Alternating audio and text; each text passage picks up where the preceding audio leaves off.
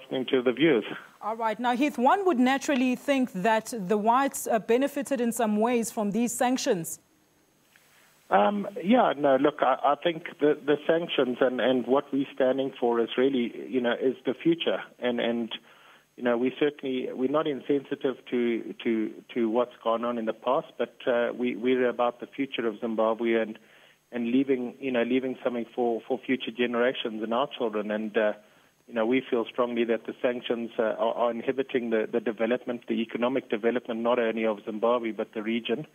And obviously we've got, as a country, we've got obligations to debts that we owe to IMF, World Bank and that. And, we don't envisage Zimbabwe ever being able to recover without those restrictions being ultimately lifted so that this country can be allowed to progress. Absolutely, Heath. Now, this latest development by white Zimbabweans, is it a case of if you can't beat them, join them? No. We here in Zimbabwe, and we Zimbabweans, and the fact that we've chosen, to remain here, is because we don't portray ourselves. I'm certainly not a Rhodesian. I'm not a Britisher. I don't have any claim or any rights to be a British citizen. And the only inheritance I have is what I have here in Zimbabwe. But now, yes, Heath, go on. Yeah, so that's what I was saying is that I don't have any claim to anywhere else in the world. If I move, I'm an alien in whatever country I move to. All right, Keith, but why now, not back in 2000 when these sanctions were put in place? Look, a lot of water's gone under the bridge, and we're not a political affiliated thing.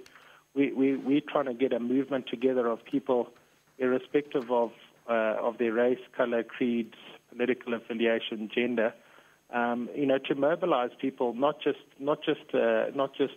people abroad, but also our local politicians, to say we as Zimbabweans are unified in moving and becoming part of the solution to the issues we've had. And of course, hopefully they can take that into consideration when they make decisions and policies and stuff that affect the future of everyone. Absolutely. And Heath, now this comes as the EU Agricultural Minister suspended some of the sanction. Is it a mere coincidence, do you think?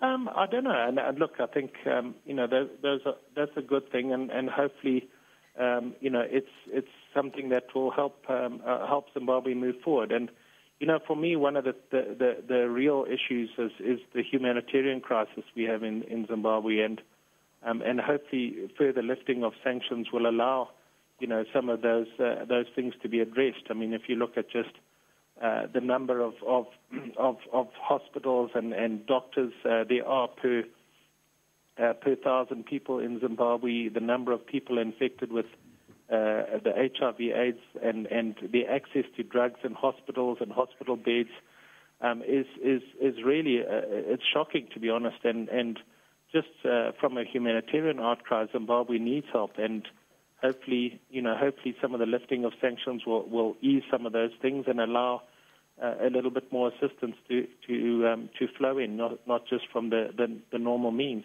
Thank you so much for talking to us. That was, of course, Heath Streak, spokesperson of the Zimbabweans Against Sanctions.